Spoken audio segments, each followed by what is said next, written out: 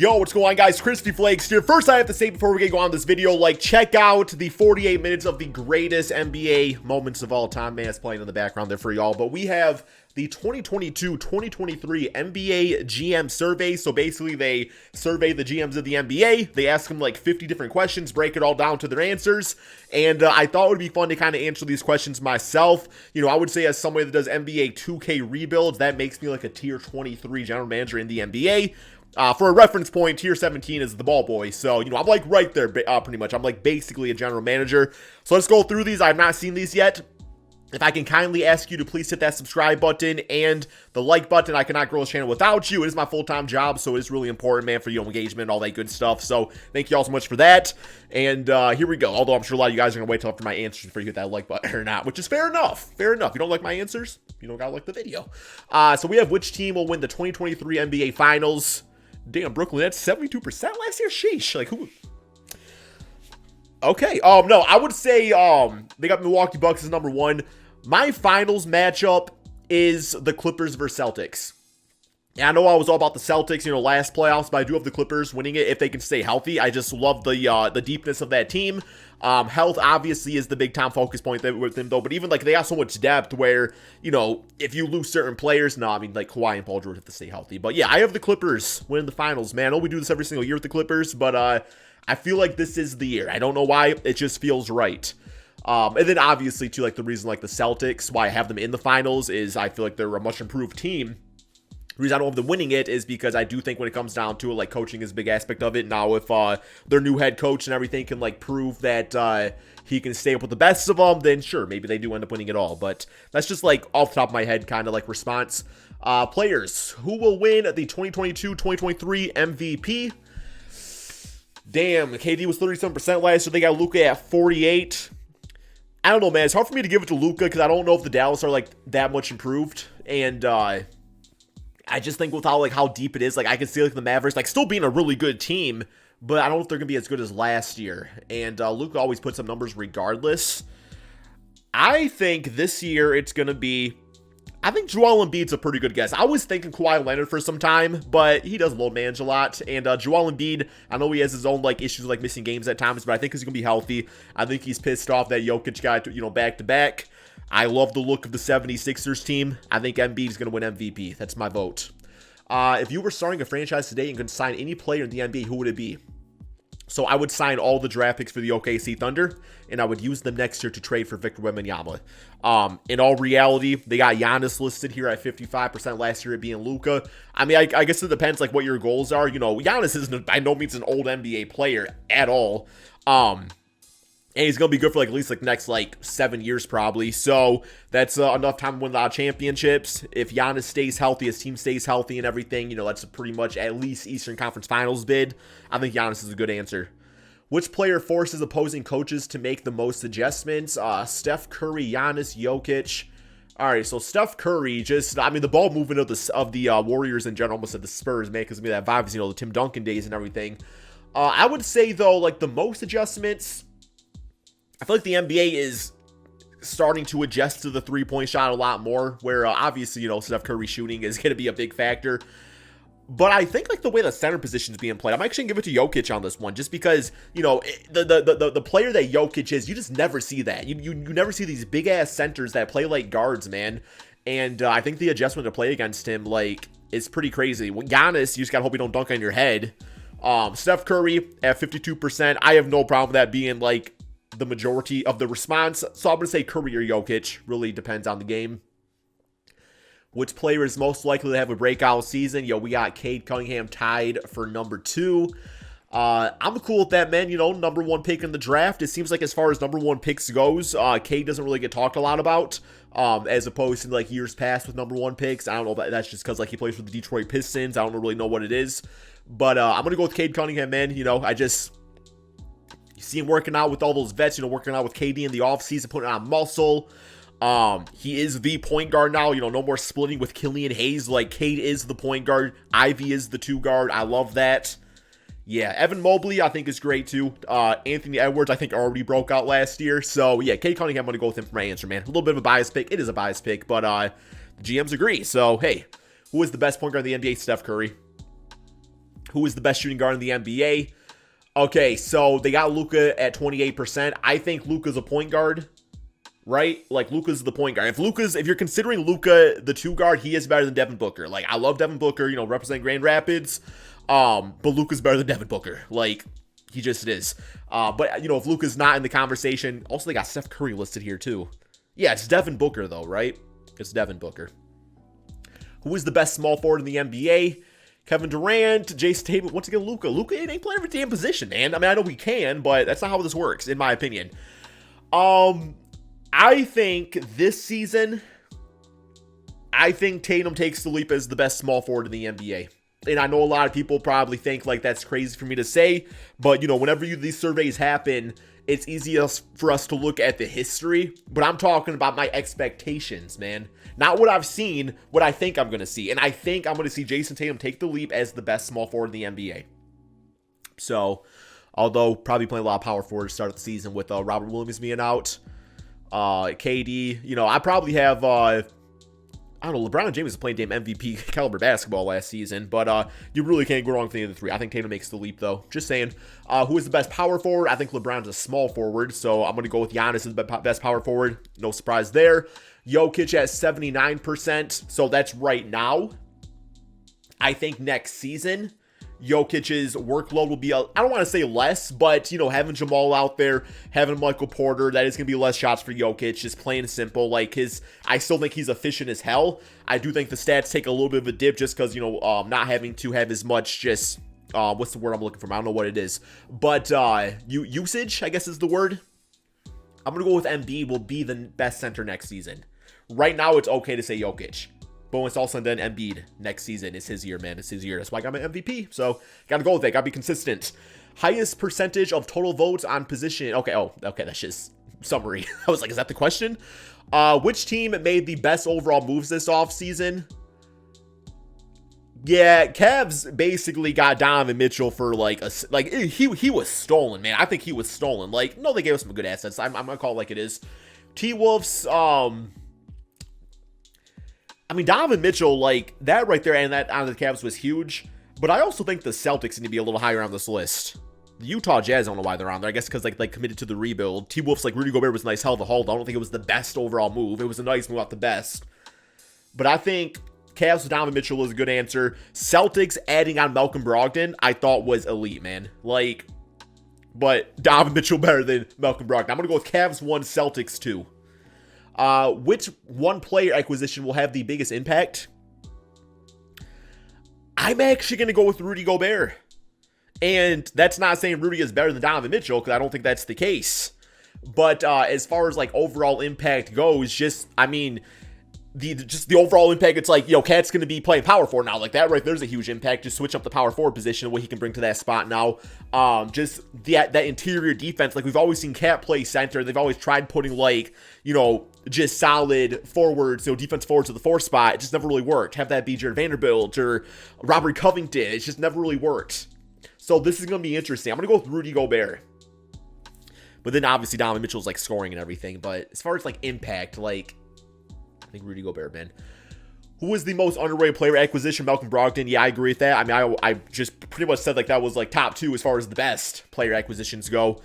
He's going to be huge. Exactly what they need, man. Exactly what they need over there for the Celtics. Which team will be the most improved? I see my Detroit Pistons get some votes. I would need a list of like the records in front of me, because the Cavaliers were already great. I mean, once the injuries hit, they kind of fell off a little bit, but I thought they were already great. Clippers, I guess, like, improved in the sense that they're going to have, like, a season of a healthy Paul George and Kawhi Leonard. Like, that right there, you add on John Wall on top of that. Like, they pretty much, like, already was, like, pretty solid despite having a lot of injury issues last year. So I think the Clippers is fine. But, man, I hope my Detroit Pistons can make that play-in tournament, baby. I hope they can. What was the most surprising move of the offseason? I'm going to go with the DeJounte Murray to the Hawks really caught me off guard. I don't know. I didn't really expect him to go to the Hawks. I don't know why. I guess, like, I associate him as, like, a point guard, triple-double threat. And then, like, they already had Trae Young over there. So, I think I was most surprised by that. No, Donovan Mitchell, there was, like, some links to Cleveland. Rudy Gobert, not so much like the... Because I'm not like totally surprised that Rudy and Mitchell were traded. I think maybe the haul that was back for Rudy Gobert is what I was most surprised about. But I guess I'm going to Minnesota. I wasn't really expecting that. So really, any of those answers, they were all pretty damn surprising. Who will win the Rookie of the Year? So I was thinking about Rookie of the Year earlier. And Paolo Banchero, I think you got to look at it. I think to really know the answer to this question, you got to really look at the teams.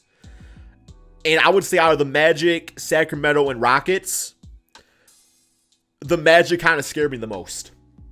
And I don't mean scare me in a good way. I mean, they have so many logjams on their team and just like weird fits that I think that's going to mess with maybe chemistry and like Paolo kind of like transitioning into the NBA. Like, I don't know, man. It's like first summer league, or not summer league, preseason game, they were like running him as small forward. And I don't really still what's going on with like Jalen Suggs and Cole Anthony, and you got Markelle Fultz, although he's injured now, and it just seems interesting. So I think the Houston Rockets are going to be scary as hell. So Jabari Smith, I think, could definitely win it. Keegan Murray, though, I feel like could be the missing piece for maybe the Kings at least making the play-in tournament. And as far as like having veterans on the team that can make Keegan Murray look really well, having De'Aaron Fox and Sabonis. I was like so forever like Paolo Banchero Rookie of the Year. But I might go Jabari Smith. I don't know, man. I feel like the transition for Jabari is going to be a little bit easier. Could be an L. Could be an L. Okay. Which rookie will be the best in 5 years? Jaden Ivey. Jaden Ivey, man. Hell yes. I mean, I'm just saying, like, Jaden Ivey's getting... People giving, like, John Morant comparisons. So, I mean, you guys are saying it, not me. I heard John Morant comparison. So, yeah. Banchero, Jabari, Chet, also not bad. Oh, Keegan, also not bad answers. It's really hard to know. I mean, which rookie was the biggest steal? I mean, Jalen Duren, I feel like people giving him like young Dwight Howard vibes. That would be amazing. Tari Eason, I think will also be amazing for the Houston Rockets. I mean, I gotta go with my dude, Jalen Duren, but that's me being biased because if I didn't go with Duren, I definitely went with Tari Eason. Definitely went with Tari Eason. But that's why they both have 14%. Who is the best international player? It's Giannis. Who is the best international player not in the NBA? Why is this not 100% for Victor Wembanyama? Like, the only other player I would say maybe... And I guess, like, I don't know if he's actually international. I know he plays overseas, obviously, in the Australian League, but, like, Craig Randall. No, it's Victor Wembanyama 1 trillion%. Ain't nobody, like, Mirotic would get iced by Victor right now in a 1v1, man. Come on now. Who is the best defensive player in the NBA? So does this mean who do I think is going to win Defensive Player of the Year? Because I think who's going to win Defensive Player of the Year, I think Bam Adebayo gets it this season, man. But as far as, like, best right now, now looking at votes and voter fatigue and everything, I feel like Giannis could win it every single season, like, if he wanted to, or if the NBA voted him to, but I do think voters fatigue becomes a thing over time, so I think Bam wins the Defensive Player of the Year, but I think when you're asking for a stop, you want Giannis or Rudy Gobert. Draymond Green, obviously a good choice too. Who is the best perimeter defender? I mean, Marcus Smart won Defensive Player of the Year, but I think I'm going to give it to Jrue Holiday. And that's not me being, a hater, nothing like that. Y'all know Boston. Like, come on, man, I love your team. Come on now. Who is the best interior defender in the NBA? Rudy Gobert. Who is the most versatile defender in the NBA? I think you would have to say Giannis, which is why you have him listed as the best defender. As far as, like, just being able to pick up anybody 1 through 5. Who is the best defensive team in the NBA? When completely healthy, I think it's easy to say the Boston Celtics. I'm actually a little surprised the Bucks are tied for third. I think, I don't know, Wiggins was a much improved defender. Klay Thompson, I think maybe took a little bit of a step back. But I think I'm going to go Celtics number 1. I personally probably have Bucks. I would probably say number 2. And that's because Giannis and Jrue Holiday. So, okay. Best coach in the NBA? What do you mean by that? Greg Popovich, man. He just is in a not great situation. Coach Popovich is the best coach in the NBA, damn it. Eric Spatula and Steve Kerr are cool too. Which head coach is the best manager / motivator of people? See, they got Monty Williams in number 2. But I think that's only the case if you choose to listen. Because it seems like the Phoenix Suns are in a very, like they need some motivation right now, man. They need some motivation. Steve Kerr always has cool things to say. Greg Popovich will motivate you in his own way. Whew. I mean, I don't know. I'm not like I'm like not in the locker room, you know? I'm not in the locker room. Steve Kerr seems like he'd be fun to play for, and that can be a good way to be motivated and managed. Which head coach makes the best in-game adjustments? I'm cool. Tyronn Lue at 55%. Honestly, don't have a great answer for this. I'm gonna take the GM's word on this. Which head coach runs the best offense? Yeah, Steve Kerr, man. I mean, I go and say offense. Like that's why I compare it to like the Tim Duncan, Tony Parker, Manu Ginobili Spurs days. It's just that ball movement, just everybody's ability to like run around on the court and everything, man. Make shots. Just so many guys making plays. Yeah, I'm cool with Steve Kerr, man. Steve Kerr. Which coach has the best defensive schemes? Cool, Spoelstra. That's fine. Although I do like the positionless basketball of the Toronto Raptors and what that can be defensively. And just really having the ability to everybody on the court be able to play some defense. Which new coach will make the biggest impact on their team? Man, y'all know I got to represent. Duncan Darvin Ham, man. Used to be part of the 2004 Detroit Pistons. I'm going to bring the Mattel. He had Big Ben Wallace there one day, you know, chilling with the players. Going with Darvin Ham. Who's the best assistant coach?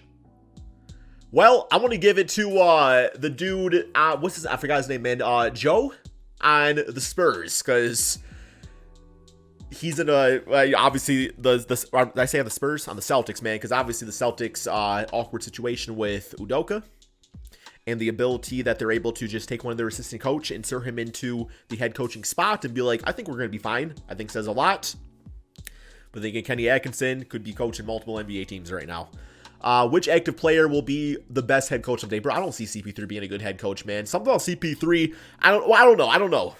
I feel like Chris Paul, like, sometimes watching him stresses me out a little bit. Like, just like his body language. Like, I like watching Chris Paul's body language, I feel like I disappointed him. And I'll just, like, be sitting home, you know, eating, like, a bowl of pizza rolls or something like that. And that probably would be the case. Man, Draymond Green would be a hell of a coach, man. I think I like Draymond Green here. I could play for Draymond Green. That'd be hype as hell, man. Hell yes, Draymond Green. All right, we got some MISC questions. Which team is the most fun to watch? No real right answer to this one. It's all about, you know, your favorite team and preference. For me, I'm gonna have the most fun watching the Detroit Pistons. Which team has the best home court advantage? Denver, because like breathing and shit, bro. You know what I'm saying? Like, you know, the altitude. I mean, you'll be up there and it feels like you'll run a mile, you know, during a game. It feels like you run 10 miles, man. I'm going to go with Denver just for that reason. Although Toronto Raptors, you know, being like a whole separate country. Which team will have the league's most efficient offense this season? I am going to go with... I mean, it's hard to go against the Warriors when you say they got the best offense overall. Which team's level of success this season is toughest to predict? Lakers. I don't think the Nets are too difficult to predict. Like, we know the issue with the Nets is that the players weren't playing. Like, that's not hard to predict. Like, we know Ben Simmons, Kyrie, and Kevin Durant are great. Thing about the Lakers, you know, is we saw Russell Westbrook every single game. You know, we saw LeBron James play some of his best basketball. Yes, Anthony Davis was not playing and whatnot. But it's so easy to be like, the Lakers didn't make the playoffs, and then be like, damn, the Lakers could still win a championship. Now, you don't believe that right now because you go off last season, but I'm still talking about, man, a team with literally LeBron, AD, and Russell Westbrook. It could go either way. I'm a firm believer in that. I think the Lakers. Which team has the most promising young core? I mean, I'll go with my Detroit Pistons, man. All these teams listed are great. I'm going to list two teams that I think should be on here. One team that should be on here. Houston Rockets, I think, have a really good, promising young core. They should definitely be at least receiving some votes. Which player is the most athletic? Derrick Jones Jr. Dude can jump out of the damn gym, man. No, I'm going to say, damn, just watched some Ja Morant highlights last night. Like, just his elusiveness. Like, I was literally calling him, like, Dwayne Wade the Flash. Somebody said call him Kid Flash. That's a good nickname for him, man. I like that. Which player is the best pure shooter? Why is anybody else getting votes besides Steph Curry? Which player is the fastest with the basketball? De'Aaron Fox, Ja Morant, great answers. Hot take? Still Devin Harris. No, Ben Simmons. Ben Simmons, man, is extremely quick with the basketball. You'll notice that with him. He got a long-ass stride, though. Which player is the best at moving without the ball? So who's the Rip Hamilton of the league? Duncan Robinson's a pretty good answer. No, man, I'm sorry. Steph Curry, Klay Thompson, good answers there. Luka Doncic, I'm sure, is fine without the basketball, but as far as that being like one of his best skill sets, I mean, I like the ball in his hands a bit better. I personally was jumping towards Klay Thompson. I just think his movements are nice and fluent and everything, and he knows how to find his spots. I'm gonna go with Klay. Steph Curry, I'm cool with too, though, man. Run off the screens and everything. Really, any player that can run off screens, nice. Can get votes in this case. Which player is the best passer? They got Jokic at 72%. I got either LeBron. I still think LeBron's one of the best playmakers of all time. Or Tyrese Halliburton. Which player is the best leader? Leadership. See, man, I don't got CP3 as the best leader. I really don't. Man, this is actually a good one. Like, what do you qualify as a leader? Like, getting the players motivated and everything to play their best style and just, like, knowing how to, like, play into egos and setting your ego aside. I gotta go with... I'm gonna go with Steph Curry. I like Steph Curry's leadership abilities. I just always think he says the right things, and he's played with so many stars over the years that that's not. I don't mean that insultingly, but I don't know. They just make it work. Like, that team has been a well-oiled machine for years now, almost a decade. Who is the most versatile player in the NBA? So, I guess this assumes like playing like multiple positions. Like I don't know if I have Giannis as my most versatile player.